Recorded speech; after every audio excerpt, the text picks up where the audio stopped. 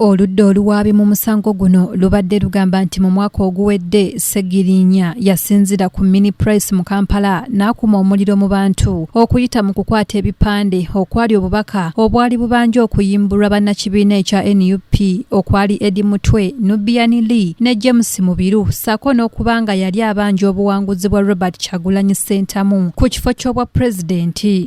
Violence against other persons by holding placards demanding for their presidential victory, demanding to free Mubiru James, demanding to free Nubian Lee, and demanding to free Eddie Mutwe by reasons of their political opinions. Omulamuzi Gladys Kamasanyu bw'abadde agoba omusango guno kiragiddwa ng'oludda oluwaabi bwe lulemereddwa okwanjula obujulizi obuluma Ssegirinya. That groups of youth were joining the accused, and later during her cross-examination the same witness turned around and said that the shouting actually started after she arrived at the scene. The question then becomes whether the shouting of violence, if any, started because of her arrival with her officers at the scene of crime, as they call it.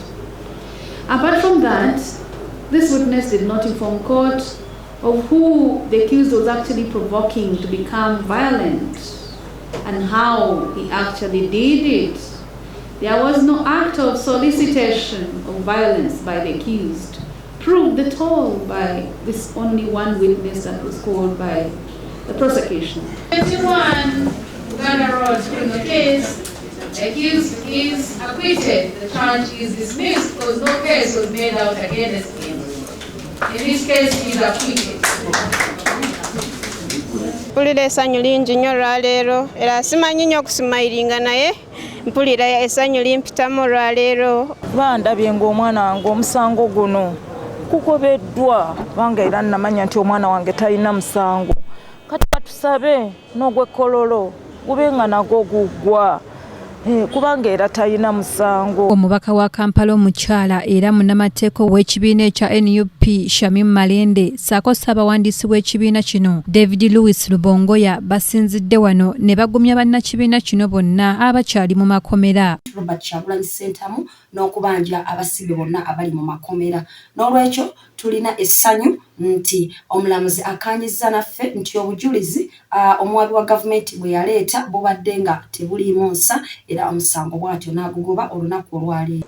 Ebbanga erisukwa mu mwaka mulamba bukyawa abasiba kakati omuntu bw'oba oli awo ng'olina ekisango bwekiti nga teri bujulizi teri ki ne bakuleetako simanyi inciting violence n'ebirala ng'obujulizi bwonna bwonna tebuliwo.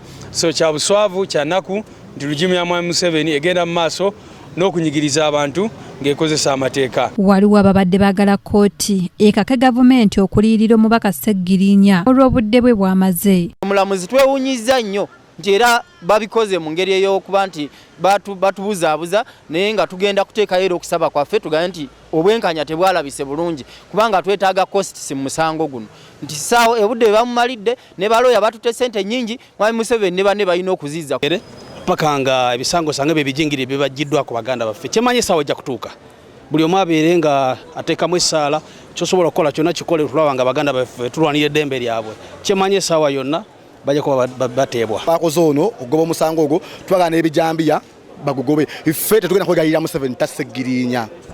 Tetugenda kwegayirira Museveni kuta Ssegirinya. Omulangira Junju Moses yakusakidde eggulire lino ku lwa KTV amalindirire.